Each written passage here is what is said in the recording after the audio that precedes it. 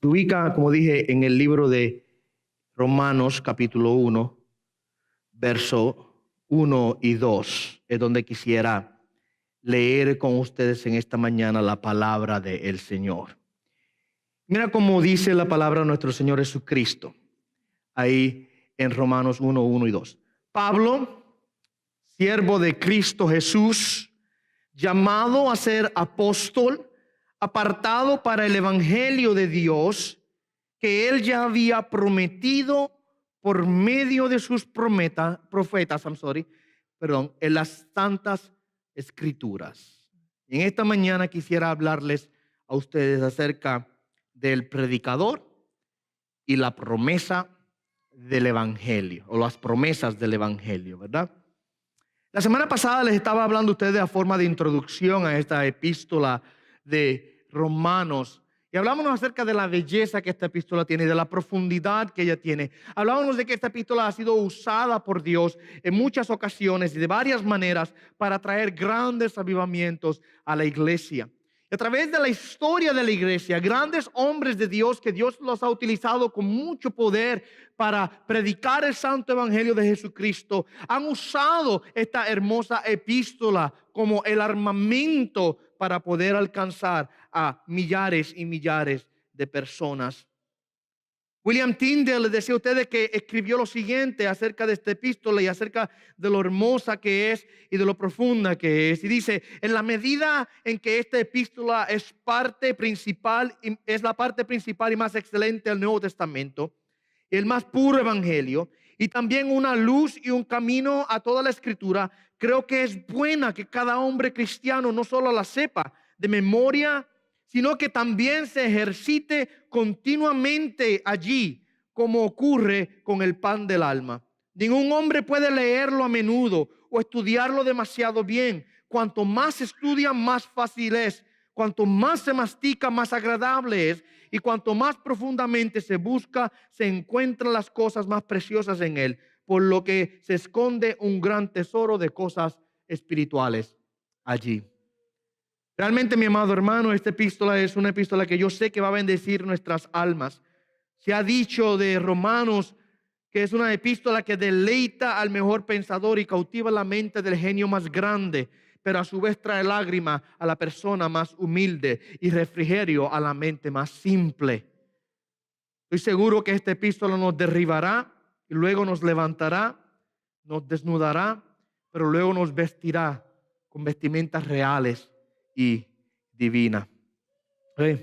Ahora, una de las cosas que yo le dije a ustedes, solamente para refrescar la memoria rápido, es que Pablo tenía intención de visitar a los hermanos de la iglesia de Roma, pero no había podido hacerlo hasta este momento, y entonces él les decide escribir una epístola, esta carta, para hablarles acerca de esa intención de visitarlos, pero también aprovecha la oportunidad para dejarles saber a ellos que él tiene la intención de visitarlos, pero también quiere explicarles el evangelio y que ellos entiendan las bellas noticias de qué es el evangelio.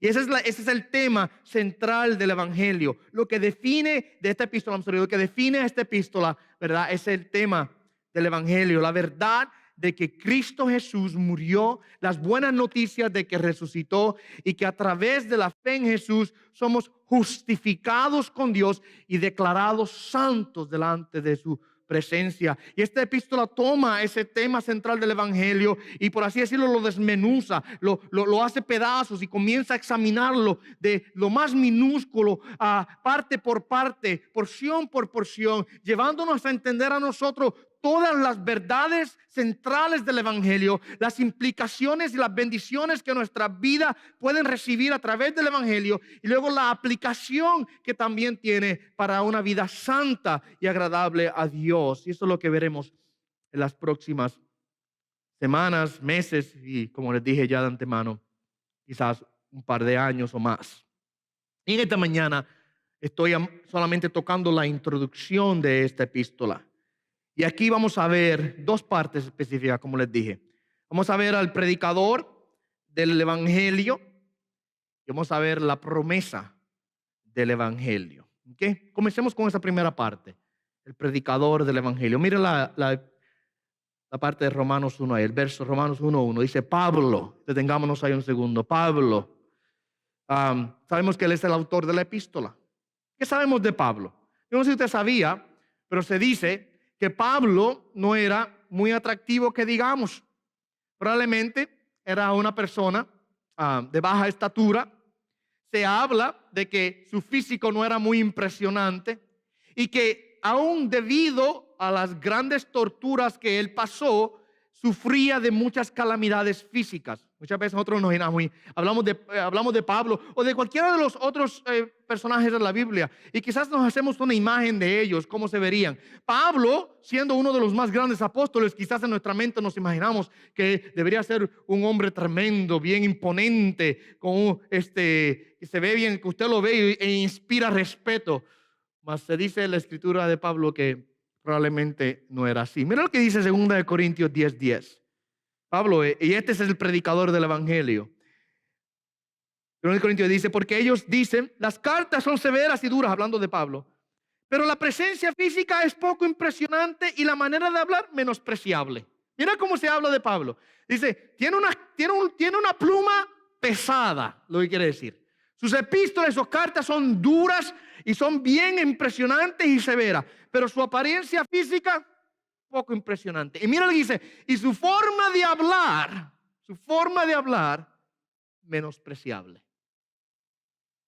Probablemente si Pablo entraría por ahí esta mañana a visitarnos, usted no pensaría que ese es Pablo.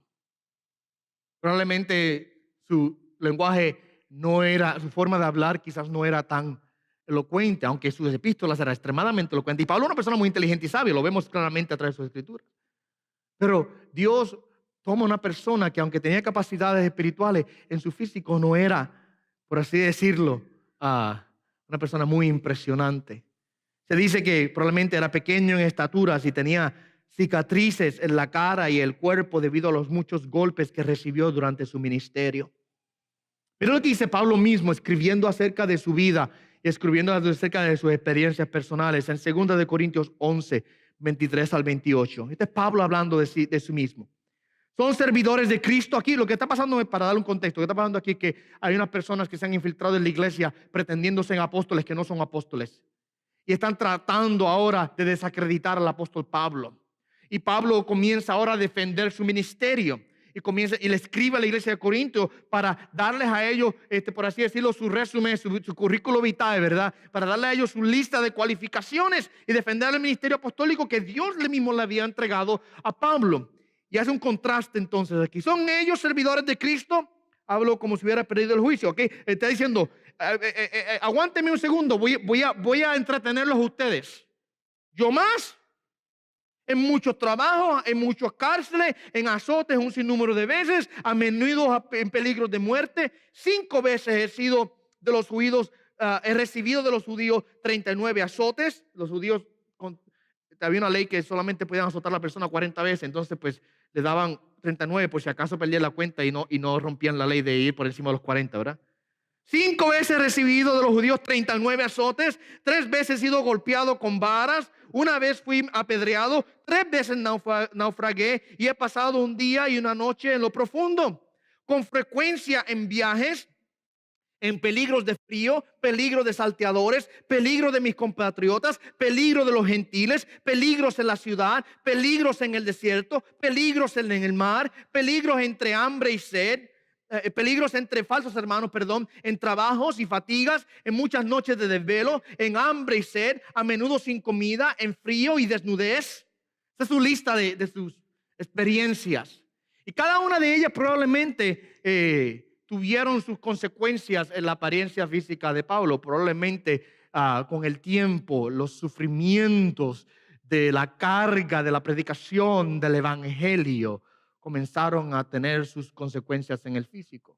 Y no solamente su físico, sino también su ser estaba constantemente agobiado por la carga que Dios le había puesto del evangelio sobre él. Mira lo que dice ahí el verso 28. Además de tales cosas externas, o sea, por encima, como si eso no fuera suficiente, ¿verdad? Todo lo que le acaba de decir, como si eso no fuera suficiente, además de todo eso, está sobre mí la presión cotidiana de la preocupación por todas las iglesias. O sea, es más, yo creo que esta es una carga más grande que las otras que le estoy. La presión constante por las iglesias de Cristo que Dios le había dado a él a supervisar como apóstol. ¿Por qué preocupación? ¿Por qué preocupación? Pues porque, miren mi hermano, él iba y plantaba una iglesia y predicaba el evangelio y enseñaba la verdad de la palabra y no pasaba tiempo hasta que comenzaban a entrar los falsos y comenzaban a entrar los engañadores y comenzaba a entrar el pecado a la iglesia y comenzaba a entrar la rebeldía dentro de los hermanos y Pablo se angustiaba porque habiendo sembrado la palabra de verdad, constantemente esas obras estaban bajo ataque. Y eso es lo más que preocupa a un predicador del evangelio, de hecho de paso. No tanto, yo creo que Pablo no estaba tan preocupado por lo que le pasase en su físico. Aunque sí, pues claro, traía un dolor. Que le azoten a usted 39 veces. A ver. Y lo apedreen. Y 3 veces azotado con vara. Y naufragado. Hambres y frío. Desnudez. ¿Cuántas necesidades él pasó? Una vez lo azotaron y lo dejaron fuera de la ciudad como muerto. Lo azotaron y lo dejaron fuera de la ciudad. Apedrada. Dios lo sostuvo, porque Dios tenía planes con él todavía. Yo sé que esas cosas tenían su consecuencia, ¿verdad? En él. Pero imagínese usted, Pablo dice, pero más importante aún, la carga por la iglesia era lo que realmente dominaba a Pablo. Yo creo que hasta cierto punto cada predicador del evangelio tiene esa misma carga. Cada predicador que ha sido llamado por Dios para instruir al pueblo de Dios en las verdades del evangelio, pierde su sueño por la presión cotidiana de la preocupación por la iglesia. Esa es una realidad. Nosotros los pastores pasamos por situaciones así. Nos preocupamos por los hermanos, nos dolemos por ustedes. Y Pablo se preocupaba y se dolía por la iglesia. Ahora, cualquiera que haya sido la apariencia física de Pablo, quizás no era muy alto, quizás no hablaba muy bien, quizás tenía cicatrices en su cuerpo. En estatura espiritual podemos decir sin duda que entre los siervos de Dios, Pablo es un hombre insuperable, con una gran estatura delante de Dios. ¿Okay? Lo que hace que Pablo sea grande, no es cuán sabio o cuán inteligente o cuán entendido fue. Yo creo que lo que hace a Pablo grande es una actitud de total humildad, de completa entrega y dependencia en Dios. ¿Okay? Eso es lo que lo distingue a él. Pongámonos un momento en los zapatos de él. Muchos creyentes hoy día admiran a Pablo, pero no podían soportar ni siquiera una 10ª parte de lo que Pablo soportó. ¿Y que era? ¿Pablo era mejor que nosotros? No, es que Pablo confiaba total y completamente en Dios y dependía en Dios. Él entendía que su vida le pertenecía a Dios y que podía ser completamente gastado para Dios. Podía ser gastado para Dios. Él quería vaciarse para Dios. Nosotros muchas veces tenemos problemas con eso, ¿verdad? Yo le doy a Dios el diezmo. Y cuando digo el diezmo no estoy hablando de dinero, ¿ok? Le doy a Dios el 10% de mi vida. Me quedo con el otro 90% para yo hacer lo que yo quiera con ella. Luego queremos tener las victorias que Pablo tuvo, pero no queremos pagar el precio que él pagó, ¿verdad? Yo creo que dije una vez más, como dije allá, esa actitud de humildad, de entrega y dependencia en Dios fue lo que distinguió a nuestro amado apóstol Pablo. Yo creo que también Dios nos dejó a Pablo para que sea un ejemplo de lo que un cristiano fiel y obediente a Dios es. ¿Okay?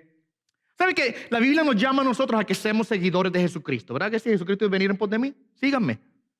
Nuestro llamado es a que seamos como Jesús, que aprendamos de Jesús y que lo imitemos a Él y que busquemos ser como Él. Ahora, algunas personas, y yo he escuchado este argumento, dicen, pero Jesús era Jesús. Jesús es el Hijo de Dios. Jesús era un hombre perfecto. perfecto. ¿Cómo tú vas a esperar que yo sea como Jesús?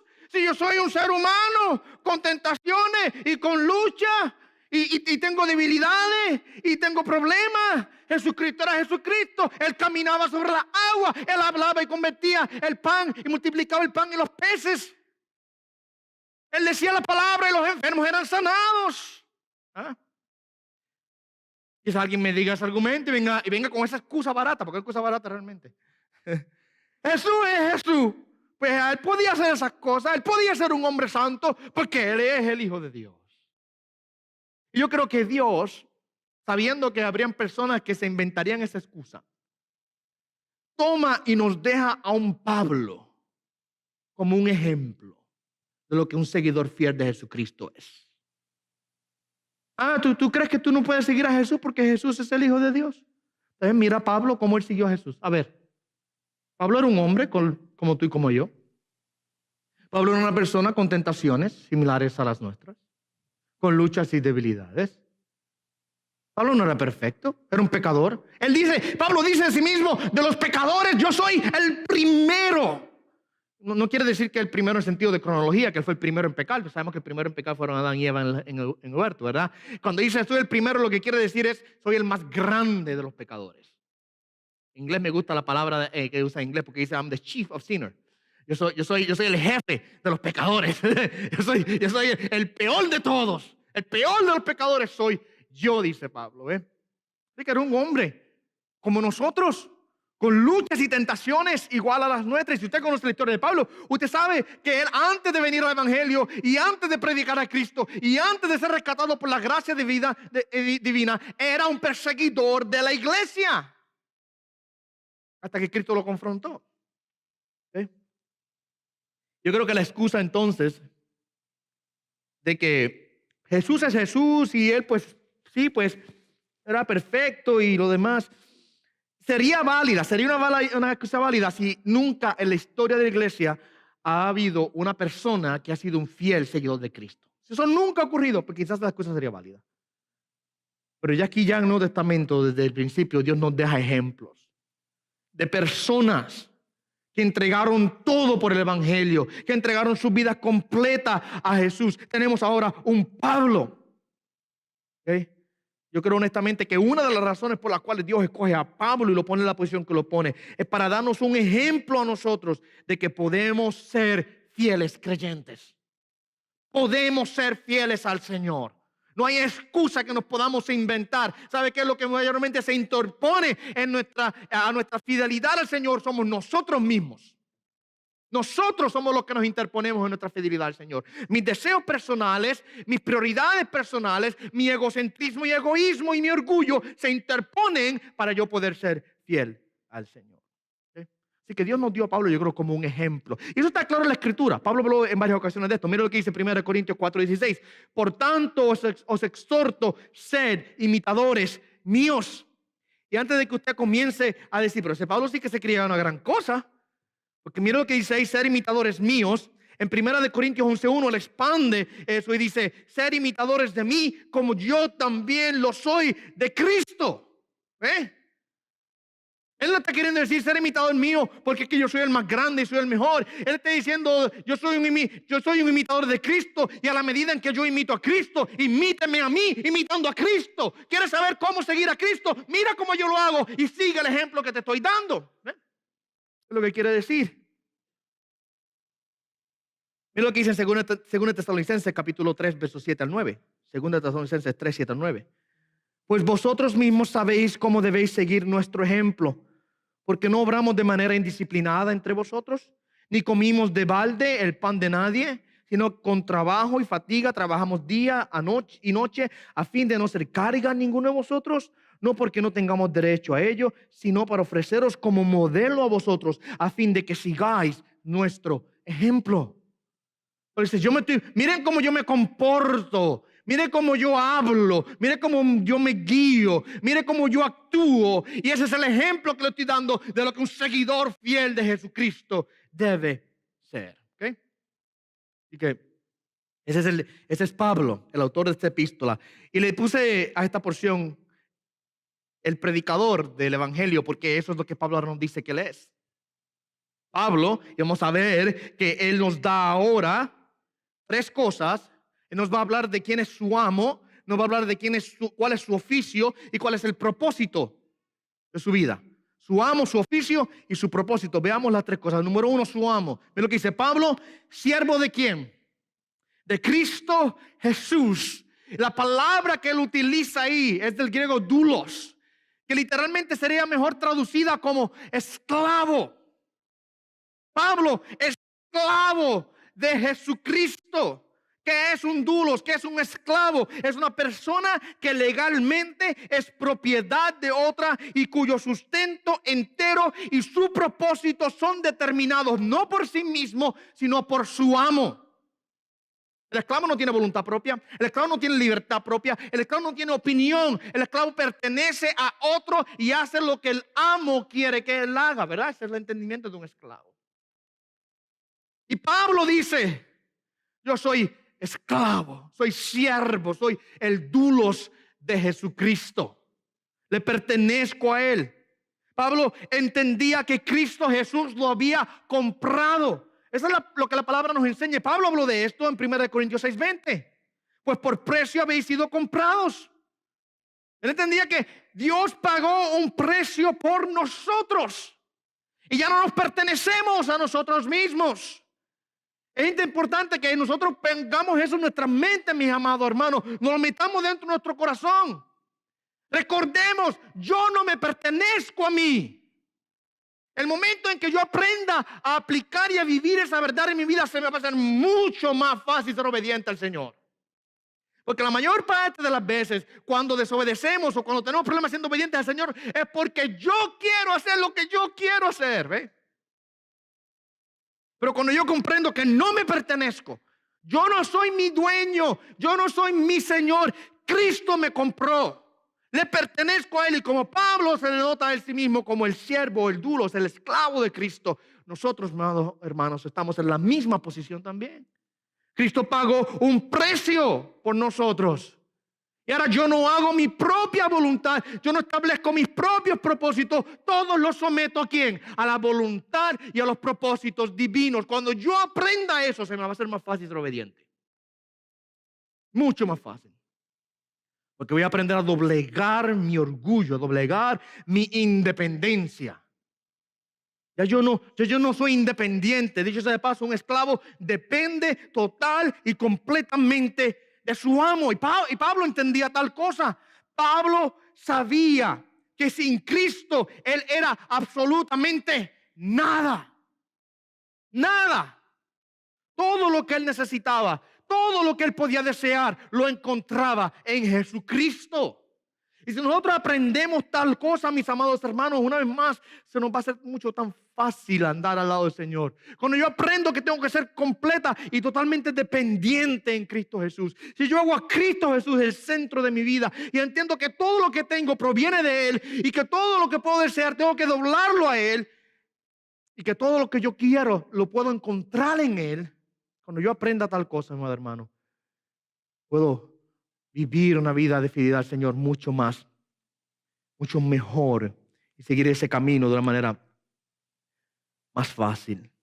Así que Pablo sabía que él había sido comprado, él sabía que él era total y completamente dependiente de Jesucristo. Y de la misma manera que un esclavo sabe esas dos cosas, que él fue comprado y que depende de su amo, el esclavo también entiende que el propósito de su vida no se lo asigna él a sí mismo, el propósito de su vida se lo asigna a su amo. El amo es el que decide, el amo es el que da la instrucción. Pablo estaba muy consciente de que la voluntad que le correspondía seguir no era la suya, sino la voluntad de su amo. Por eso él dice, yo soy siervo de Cristo Jesús. ¿Okay? Así que Pablo aquí de entrada la epístola nos introduce, número uno, a su amo, Jesucristo. Él es un esclavo de Cristo. Nos introduce a su oficio. Introduce a su oficio. Mira lo que dice Pablo, siervo de Cristo Jesús, llamado a ser apóstol. La palabra apóstol viene del griego apostolos, que quiere decir, el significado básico de esta palabra es una persona que es enviada. ¿Okay?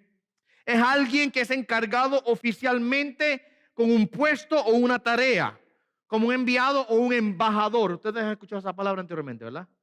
El embajador es la persona que es enviada representando, en este caso, los embajadores de Estados Unidos o los embajadores de los países de nuestro origen. Son personas que son enviadas para representar a ese país en el lugar extranjero donde están. Estados Unidos tiene embajadas, por ejemplo, en un sinnúmero de países, y muchos de nuestros países centro y suramericanos también tienen embajadas, por ejemplo, en otras partes del mundo y también aquí en Estados Unidos. El embajador es el que es enviado como representante oficial. ¿Okay? En un sentido amplio, la palabra apóstol puede referirse de cierta manera a todos los creyentes, porque realmente todo creyente es un enviado de Dios a ser testigo delante del mundo, ¿verdad que sí? Y me seréis testigos, dijo el Señor Jesucristo. En Jerusalén, en Judea, en Samaria y hasta los confines de la tierra. ¿Me seréis qué? Testigos. ¿Okay? Nosotros hemos sido enviados por Cristo para ser testigos de Jesús y de su evangelio en el mundo entero. Así que en un sentido general, podemos decir que esa palabra apóstol se puede aplicar a los creyentes, pero el término aquí se usa principalmente como un título específico y único. Escuche bien, un título específico y único para los 13 apóstoles. Si usted está diciendo, pastor, eran 12. Pero sí eran 12 que Jesucristo escogió. Uno terminó siendo traidor. ¿Verdad? ¿Se recuerdan?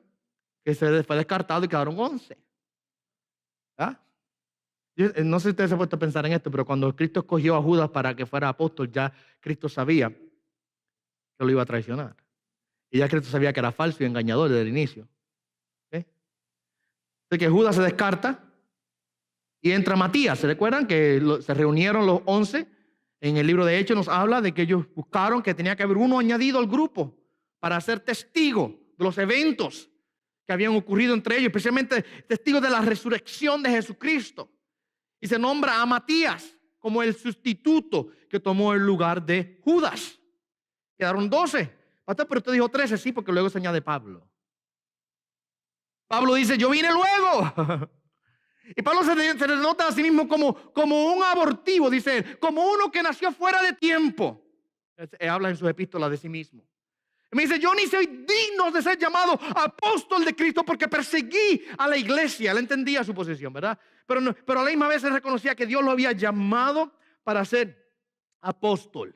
Y que tenemos los 12 que estaban al inicio, pero eventualmente Dios separa a Pablo y añade uno más al grupo de los 12. Y Pablo se convierte en el número 13 de los apóstoles. Y el título apóstol en este caso se usa de manera oficial para reconocer a estos hombres a quienes Cristo personalmente eligió y Cristo personalmente comisionó para proclamar con autoridad el evangelio y dirigir a la iglesia primitiva. Pero pastor, Cristo no escogió a Matías, sí, a través de la guianza del Espíritu Santo. Matías fue designado como el número 12 de los apóstoles porque el Espíritu Santo fue el que guió y escogió, y Matías fue un testigo de todas las cosas y estuvo con los discípulos. Pero pastor, ¿y Pablo? ¿Quién escogió a Pablo? Cristo escogió a Pablo. ¿Se recuerdan? Camino a Damasco. Pablo era camino a perseguir a los creyentes, a encarcelarlos con cartas de autoridad en sus manos para traerlos y llevarlos a la cárcel. Y Cristo se le aparece y en aquel lugar Cristo le llama y lo comisiona entonces como apóstol. Y no solo la única ocasión, en otras ocasiones Cristo se le apareció a Pablo. Así que Pablo fue un testigo. Los primeros 12 fueron testigos oculares del Cristo aparecido. Después Cristo resucita. Pero Pablo se convierte en un testigo también de la resurrección de Cristo, porque el Cristo resucitado se le apareció a Pablo en Damasco y en otras ocasiones también. ¿Okay? Así que ellos fueron testigos del Cristo resucitado. Es una de las condiciones, uno de los requisitos para ser apóstol es que tiene que ser una persona que haya sido testigo ocular de los eventos de la resurrección o del Cristo resucitado. ¿Ya? ¿Por qué es importante? Porque hoy día hay tanta gente que se llaman apóstoles.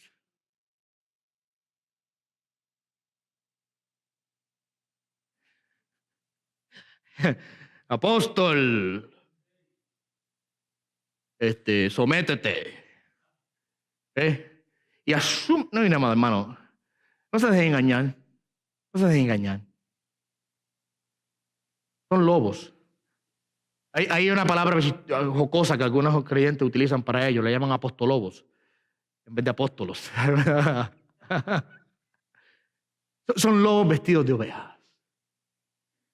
Oh, son apóstoles de Jesús. No, mi amado hermano.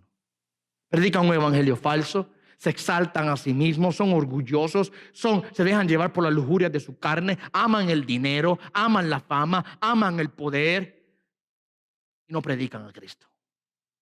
No son apóstoles de Cristo. ¿Okay? Los apóstoles terminaron con los 13, ya no hay más apóstoles hoy día. No, yo apóstol, no apóstol más. Ya tuvimos los 12 y con Pablo 13 en la iglesia primitiva, ¿ok? Estas personas fueron testigos de la resurrección de Cristo. Escuche bien. Les fue dada revelación directa de Dios para proclamar la palabra de Dios con autoridad. Estas personas recibieron un nivel de revelación, mi amado hermano, que nosotros no recibimos si nosotros lo tenemos en la Escritura.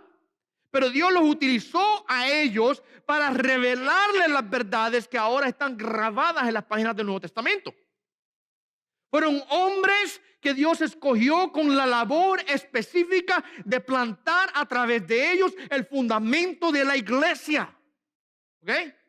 Que así es lo que la palabra nos instruye a nosotros, que ellos son. Ahora leo el texto donde lo dice eso. Así que ellos fueron los que recibieron la revelación directa de Dios. Cristo tuvo 3 años de ministerio, 3 años y medio. Él enseñó y predicó. Él murió y resucitó y ascendió. Y le dejó a los apóstoles la labor ahora de enseñarle a la iglesia la doctrina del evangelio y de explicarle a la iglesia lo que el evangelio es y cómo se aplica a sus vidas. Cristo no hizo eso.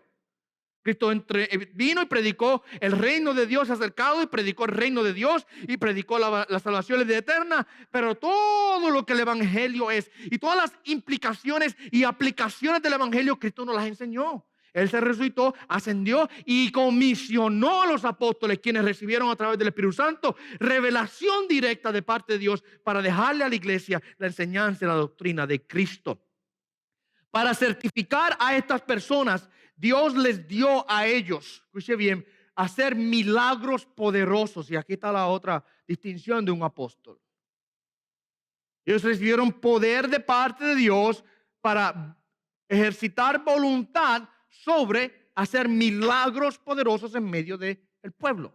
¿Por qué? Para Dios garantizar quiénes eran los verdaderos, porque entonces comenzaron a subir apóstoles por todos lados, igual que hoy.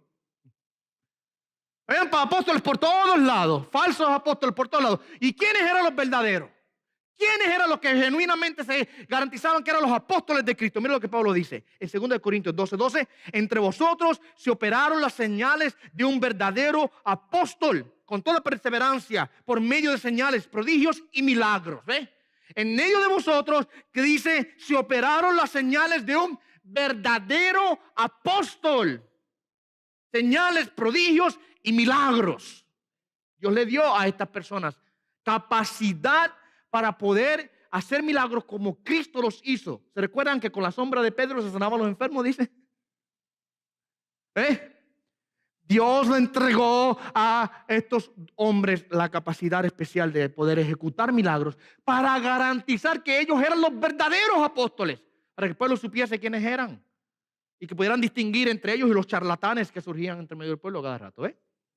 Y las enseñanzas de los apóstoles entonces se convirtieron en el fundamento de la iglesia. Por eso es que Efesios capítulo 2, verso 20 dice que nosotros somos edificados sobre el fundamento de los apóstoles y los profetas, siendo Cristo Jesús mismo la piedra angular. ¿Qué quiere decir eso?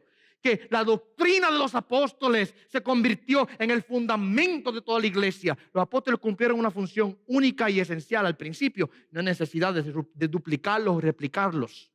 No necesitamos apóstoles hoy día. Ya tenemos la doctrina de los apóstoles en la palabra de Dios. Así que Pablo nos da su oficio y nos da su propósito. Su propósito. Mira lo que dice el verso, continuando el verso. Pablo, siervo de Cristo Jesús, llamado a ser apóstol, apartado para el evangelio de Dios. Ese es su propósito. Yo he sido apartado para el evangelio de Dios. La idea detrás de apartar es separar. Separar con un propósito específico. Esta idea permea el Antiguo Testamento en todas partes en relación al pueblo de Dios, porque nos dice que ellos fueron separados, ellos fueron escogidos, ellos fueron apartados para Dios, para ser su pueblo. Y por eso, mi amado hermano, es que se le llama el pueblo de Dios, ¿verdad? Y por eso que Dios le dice a ellos: sed santos, yo los separé a ustedes para mí, sed santos, ¿verdad? Y Pablo entendía que él había sido apartado por Dios mismo. En Gálatas 1:15 él dice: pero cuando Dios me apartó desde el vientre de mi madre y me llamó por su gracia, Dios separó a Pablo para el evangelio. Y aquí se menciona por primera vez la palabra que realmente define a toda esta epístola: el evangelio. La buena noticia que Dios nos libra del pecado y del peso de la culpa del pecado y nos da una vida nueva con sentido y con propósitos. ¿Okay? Pablo, miren, fue un hombre poderoso en el Señor, claro que sí lo reconocemos, pero no fue un hombre poderoso en el Señor por lo bueno que era Pablo o por lo grande que él personalmente o la mucha inteligencia, sabiduría que él tenía. El secreto del poder no estaba en su inteligencia o educación o experiencia. El secreto de su poder estaba en que había sido apartado para el evangelio. ¿Por qué? Porque más adelante Pablo nos dice a nosotros que el evangelio es el poder de Dios para la salvación a todo aquel que cree. El evangelio, y me encanta la palabra que usa ahí en el griego, se pierde a veces. Poder de Dios en el griego es dunamus, quiere decir dinamita. De ahí surge esa palabra dinamita, dunamus. Es un poder explosivo. El evangelio es el poder explosivo de Dios para tomar a pecadores impedernidos, perdidos en la condenación eterna, transformarlos, perdonarlos, justificarlos y hacerlos hijos de Dios. El poder de Dios en el evangelio. Y ahí estaba el secreto para el poder de Dios, el poder que Pablo tenía en su vida. Es que él fue apartado para el evangelio. ¿Usted quiere saber por qué Pablo tuvo tanto éxito? ¿Por qué Pablo alcanzó a tantas personas? ¿Por qué Pablo Dios lo usó de una manera tan poderosa? Porque Pablo estaba centrado en el evangelio. No un evangelio de hombre, mira cómo dice aquí el evangelio de Dios. Esto es lo que hace la diferencia. Como dije, ya veremos adelante en las próximas semanas cómo es que Pablo define el evangelio como el poder de Dios. Ese es el secreto, la clave del éxito de Pablo, es que él tiene una vida centrada en el santo evangelio. Ese es el predicador, número uno, Pablo, el siervo de Cristo, llamado a ser apóstol, apartado para el evangelio de Dios. Veamos la promesa del evangelio y esta es la parte final. La promesa del evangelio. Verso número 2, que él ya había prometido por medio de sus profetas en las santas Escrituras. El pastor MacArthur nos escribe lo siguiente referente a esto: el evangelio que se originó con Dios no fue una idea divina inventada a última hora, ni se enseñó por primera vez en el Nuevo Testamento. No refleja un cambio tardío en el plan de Dios, una revisión de su estrategia. Dios lo prometió de antemano a través de sus profetas en las Sagradas Escrituras, es decir, que lo que ahora llamamos en el Antiguo Testamento. Quiere decir eso, que Dios desde antemano ya había prometido esto. Déjame ponérselo en un lenguaje bien sencillo. El evangelio no fue el plan B de Dios. ¿Okay? El evangelio no fue, ups, me salieron las cosas mal, déjame inventarme una manera de bregar con esto. Hay personas que enseñan eso, bien erróneamente. Yo he escuchado predicadores decir, bueno, allá Adán en el huerto cogió, le arruinó los planes a Dios y Dios tuvo que inventarse un plan nuevo. Ahí vino Cristo y el evangelio. ¿Cómo usted reconcilia eso con la realidad que dice en el libro de Apocalipsis que Él es el Cordero de Dios que fue inmolado antes de la fundación del mundo? El evangelio, mi amado hermano, estaba planificado desde la eternidad pasada. Dios no se inventó esa última hora. No fue que Dios trató y otras personas que vamos más lejos enseñan esto. Dios trató con Adán, salieron las cosas mal, así que tuvo que inventarse otro plan. Trató con Noé, Salió mal las cosas, porque de repente Noé fue allá un borracho y todo. ¿Recuerdan? Tuvo que inventarse otro. Pues fue y buscó a Abraham a ver si le salían las cosas con él. No le funcionó muy bien que digamos, porque luego de Abraham vinieron el pueblo de Israel, y el pueblo de Israel fue un pueblo desobediente, le salieron Dios las cosas mal, a través de la ley trató y no le salió muy bien. Entonces tuvo que mandar a Jesucristo, para ver si entonces le salía bien la cosa. Mi amado hermano, Dios tenía este plan desde antes de que formara el universo. Dios no es un Dios que trata a ver si le salen las cosas como le salen y cambia de acuerdo a cómo le salgan. Nosotros hacemos eso. No sabe todas las veces que yo empiezo a hacer proyectos y después que empiezo tengo que a mitad parar y inventarme otra cosa porque dije, aparte, todo no me está saliendo bien. Soy humano, tengo falla, no veo las cosas de antemano, pierdo a veces la noción del tiempo, de las ideas, de lo que estoy haciendo, se me olvidan las cosas, ¿ves? Soy yo. Imperfecto, somos nosotros, ¿verdad? ¿Usted cree que Dios es así? Que él prueba un poquito a ver si le sale bien aquí y luego trata, no, me salió mal, vamos a inventar otra cosa. No, el evangelio siempre estuvo dentro del plan divino. En el tiempo de Pablo, y yo creo que Pablo hace esta declaración aquí, porque en el tiempo en que él estaba predicando, se le acusaba a Pablo de predicar y enseñar en contra de Moisés y de proclamar un mensaje que era contrario a la religión judía del tiempo. Tú traes un mensaje nuevo. Mira, tú inventándote algo nuevo. Esas cosas no están en las tradiciones nuestras. Esas cosas no están en nuestra religión. Tú estás hablando en contra de Moisés. Tú estás hablando en contra de Abraham. Tú estás hablando en contra de nuestros padres. Tú estás hablando en contra de los profetas. Tú estás enseñando cosas que no están en la Biblia. Esa es la acusación o en el Antiguo Testamento, en este caso, las Sagradas Escrituras, como le llama aquí, las Sagradas Escrituras. Esa es la acusación que traían en contra de él. Pero Pablo aquí deja claro que las buenas noticias que él enseñaba estaban ya en las Escrituras. Estaban cumpliendo ahí en Cristo Jesús. En este tiempo se cumplieron. Pero ya estaba claramente, mira lo que dice ahí, prometido por medio de sus profetas. Aquí el uso de la palabra profeta es una referencia general a todas las personas que Dios utilizó en el Antiguo Testamento para hablarle al pueblo. Usted dice profeta, inmediatamente quizás piensa en Isaías y Daniel. No sé si usted sabe que Moisés fue profeta también. Se le llama profeta a Moisés. O sea, todas las personas que Dios en el Antiguo Testamento utilizó de una manera u otra para hablar acerca de la promesa de Cristo Jesús, del Mesías que vendría. David, por ejemplo, fue un profeta de Dios.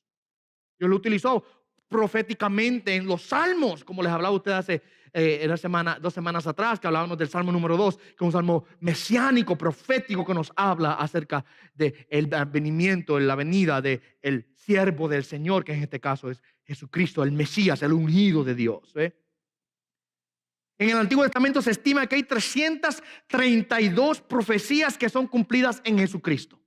332 profecías que fueron cumplidas en Jesucristo. El Antiguo Testamento está lleno de enseñanzas que son, por así decirlo, el fundamento del Nuevo Testamento. Y los autores del Nuevo Testamento entendieron eso y por eso constantemente iban al Antiguo Testamento a citar y a buscar allá en las Sagradas Escrituras las verdades que ellos estaban enseñando hoy día. Constantemente usted va a leer, lea a Pablo, usted lea a Pedro, usted lea a los apóstoles, usted se cuenta que ellos constantemente citan al Antiguo Testamento como base de lo que ellos están enseñando. ¿Okay? Los profetas, Dios prometió a través del Antiguo Testamento lo que vamos viendo, lo que Pablo vio cumplirse, lo que los apóstoles vieron cumplirse y lo que nosotros estamos disfrutando hoy día. Fue una promesa de Dios desde la antigüedad. ¿Ve? Pedro nos habla en su primera epístola, capítulo 1, verso 10 al 12, de que los profetas profetizaron de la gracia que vendría a vosotros. Ellos diligentemente inquirieron e indagaron, procuraron saber qué persona o tiempo indicaba el Espíritu de Cristo dentro de ellos al predecir los sufrimientos de Cristo y las glorias que seguirían. O sea, los profetas en el Antiguo Testamento hablaron acerca de Cristo, profetizaron acerca de Cristo, pero ni ellos a veces entendían lo que estaban escribiendo. Ellos no sabían quién era, de qué se está hablando. Ellos sabían que venía un Mesías, pero no sabían quién era el Mesías y ellos indagaban y buscaban. Pedro continúa diciendo, pero Dios guardó para nosotros ahora esa parte mejor para nosotros saber en quién se cumplieron esas cosas. Hay muchas personas hoy día, y siempre digo esto, quizás un poco jocoso, chistoso, pero yo digo esto, que hay personas hoy día que si le dan la oportunidad les gustaría vivir en el tiempo de Elías, o con Eliseo, o con Isaías, por allá, si le dan a escoger, ¿verdad? Yo quisiera, ¿en qué tiempo es? Voy allá a Moisés a ver el mar rojo dividirse, y a ver la columna de fuego, y la columna de nube, y si hay gente cristiana hoy día que se le dan a escoger, vivirían allá. Y mientras que yo creo que sería interesante y excitante, ¿verdad? El lograr ver todas esas cosas hermosas y gloriosas, esas manifestaciones. Claro que sí, yo no lo niego que sería excitante. Nosotros tenemos la mejor parte. Nosotros tenemos la mejor parte porque ellos vivieron mirando hacia el futuro, con esperanza de quién será, cuándo vendrá el Redentor de nuestras almas. Nosotros miramos hacia el pasado sabiendo quién ya es con nombre y apellido. Jesucristo, el Hijo de Dios. ¿Ve? Qué cosa tan preciosa y tan hermosa, ¿verdad? Por ejemplo, usted lee Isaías 53, no lo voy a leer ahora porque el tiempo ya se me avanza, pero usted lee Isaías 53 y usted va a ver que cómo Isaías 53 nos habla acerca del sufrimiento y de la gloria de la resurrección de Cristo. Todo está ahí. Mire, mi amado hermano, Isaías 53 es un resumen en un capítulo de la Biblia de todo el ministerio de Jesucristo, desde su nacimiento, su vida en la tierra, su sufrimiento en la cruz y su resurrección y ascensión al cielo y su gloria venidera. Todo está ahí en Isaías 53. Los profetas ya habían prometido estas cosas. Usted lee Ezequiel, usted lee Jeremías, usted lee los Salmos, mis amados hermanos, y usted va a ver que hay constantes imágenes allá de Jesucristo y de su venida. Pablo aquí dice, ya Dios había prometido el evangelio por medio de sus profetas. Mira lo que él dice ahora, en las santas o en las sagradas escrituras. ¿Por qué es que Pablo hace esta referencia? ¿Por qué es importante esta referencia? O hacer esa aclaración. Decir las Sagradas Escrituras, en este caso, ¿verdad? Estamos hablando del Antiguo Testamento. ¿Por qué él hace esto? Porque para el tiempo en que Pablo escribe, el pueblo judío, por así decirlo, había sustituido la palabra de Dios por los escritos rabínicos. Y aún hoy día es así. Déjenme explicar un poquito acerca del judaísmo. Por supuesto, está la Biblia o su escrito, la escritura. Pero luego con el tiempo, especialmente con el advenimiento de los fariseos, comenzaron los rabinos, los maestros de la ley, a escribir comentarios y enseñanzas acerca de la ley. Y a muchas de ellas, mi amado hermano, son bien exageradas y aún antibíblicas. Por eso que Jesucristo una ocasión le dijo a ellos, a los fariseos, ustedes por vuestras tradiciones invalidan la palabra de Dios. ¿Se recuerdan de eso? Porque las tradiciones de ellos habían tomado más importancia en medio del pueblo que la palabra de Dios. Y el pueblo entonces seguía los escritos de los rabinos en vez de la escritura. Y por eso es que constantemente usted ve a Jesucristo confrontando al pueblo diciéndole, ¿no habéis leído? Esa es otra forma quizás de decirle, miren, abran sus Biblias por favor. Abran la Biblia y lean lo que la palabra de Dios dice. Y es importante que Pablo haga esta referencia, porque muchos de los judíos en el tiempo en que le escribe estaban acostumbrados a buscar en la tradición rabínica su guía religiosa y de fe. Y habían puesto las escrituras a un lado como una reliquia sagrada, pero no como la fuente de la verdad para sus almas. Por supuesto, en las escrituras de los rabinos el evangelio no está. Por eso es que el judaísmo, Jesucristo lo condenó tan grandemente, porque ellos habían inventado su propia religión y sus propias tradiciones. Y ninguno de ellos podía ser salvos a través de su religión. Y usted lee las escrituras de los rabinos, no hay nada del evangelio ahí. Y Pablo hace la aclaración y dice, no es en los rabinos en donde encontramos el evangelio, es en la santa palabra de Dios, que ya Dios había prometido el evangelio. ¿Okay? Miren qué encabeciduros eran. ¿Ustedes recuerdan que en una ocasión Jesucristo, después de resucitar, se encuentra con 3 discípulos camino a Emaús? ¿Se recuerdan de la historia? Jesucristo resucita, el día domingo resucita, se levanta. Hay 2 discípulos, no nos dice quiénes fueron ellos por nombre, pero 2 discípulos que iban camino a Emaús, una ciudad. Y Jesucristo se les para al lado y ellos bien tristes. Dios mío, Señor. Y él, ¿qué pasa, muchachos? No, nos mataron al maestro. Eres tú un extranjero que no sabe lo que está pasando. ¿Pero qué pasó? Ay, a Jesucristo, hombre probado por Dios. Y lo entregaron a los romanos y lo crucificaron. ¿Eh? Me encanta la respuesta de Jesús. Jesús le dice, oh insensatos. Ouch. Déjame traducirla a una palabra mucho más simple. ¡Oh, tontos! ¡Cabeciduros! Tardos de corazón para creer todo lo que los profetas han dicho. 3 años de ministerio en la tierra, 3 años enseñando la palabra de Dios, 3 años hablándole acerca del evangelio, 3 años enseñándole la Sagrada Escritura, y después que él muere y después de la resurrección todavía ellos no entendían la palabra de Dios. ¿Por qué? Porque es que ellos estaban tan centrados y tan cegados por su tradición. Jesucristo le dice, ¿verdad que ustedes sí que están bien retrasados? Óigame. Corazones duros para entender la palabra. Ustedes saben la historia, ¿verdad? Luego ellos le entran a la casa con ellos, se sienta a comer y en el momento que él parte el pan con ellos, sus ojos fueron abiertos, ellos vieron que era Jesucristo y él se desapareció delante de ellos, ¿verdad? El punto es que ellos no recibían la palabra, no la entendían. Estaban cegados por sus tradiciones, estaban cegados por su religión. Miren los profetas, Jesucristo le dice, miren los profetas, mírenlos. Ya ellos habían predicho estas cosas, ya Dios había hablado a través de ellos acerca del sufrimiento del Cristo y acerca de la gloria que vendría después. Obsérvenlo, Lo que ha ocurrido es que a lo largo de la historia de la iglesia los judíos han resistido el evangelio con el argumento de que abrazar el evangelio es negar su herencia. Y al nivel humano y al nivel personal, eso es cierto, es muy cierto. Porque mucho antes de que Jesucristo llegara a la escena, ya el judaísmo, la religión judía popular, se había basado más en la tradición humana que en la revelación divina. Y convertirse en cristiano para un judío exige la negación de una herencia como esa.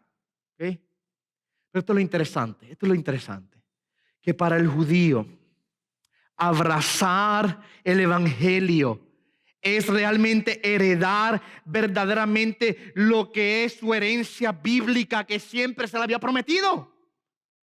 El judío, cuando llega a Cristo, llega a lo que ya Dios le había prometido desde el Antiguo Testamento. Acuérdense que Dios escogió al pueblo de Israel y le entregó a ellos los oráculos de Dios, la revelación de Dios.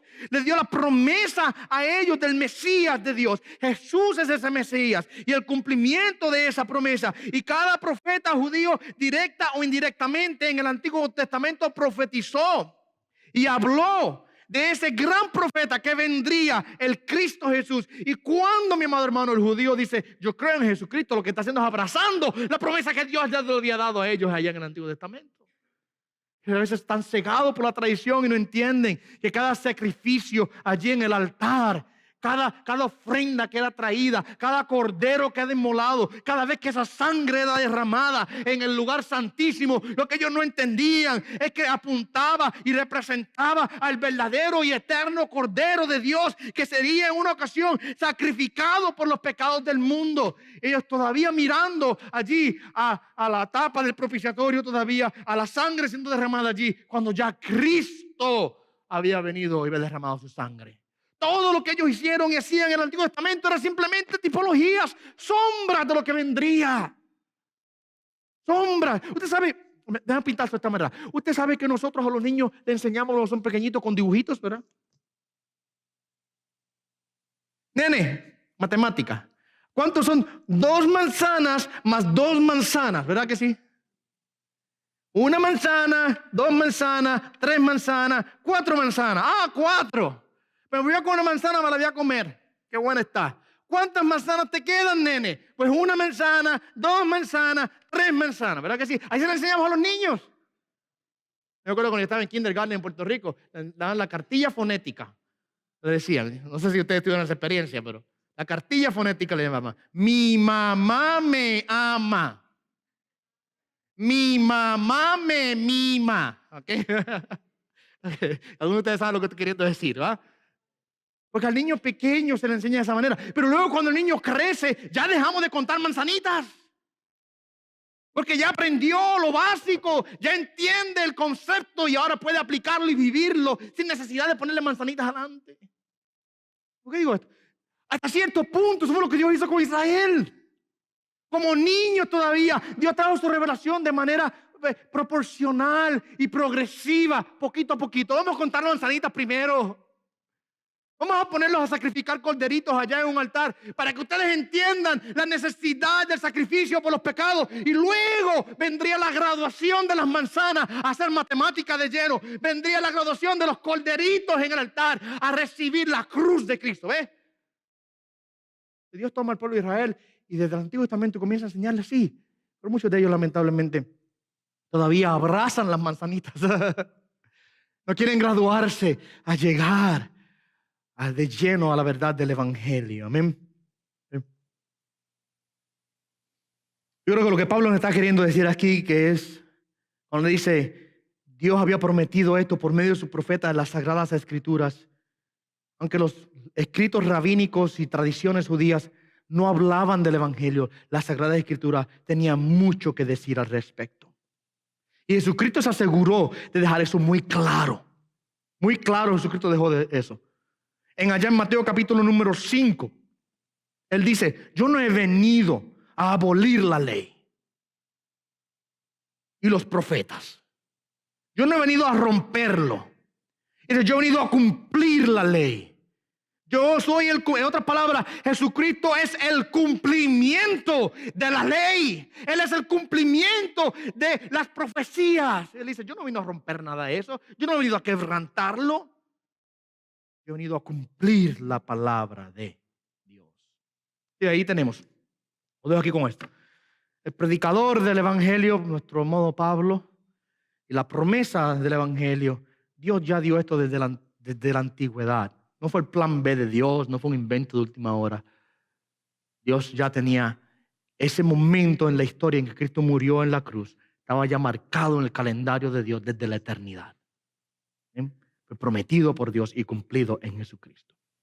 En las próximas semanas veremos la persona del Evangelio, veremos la proclamación del Evangelio y los privilegios del Evangelio. Hoy vimos el predicador y la promesa del Evangelio. Nos queda por delante la persona del Evangelio, la proclamación del Evangelio y los privilegios del Evangelio. Todas con P para que se acuerden de ellas, ¿verdad?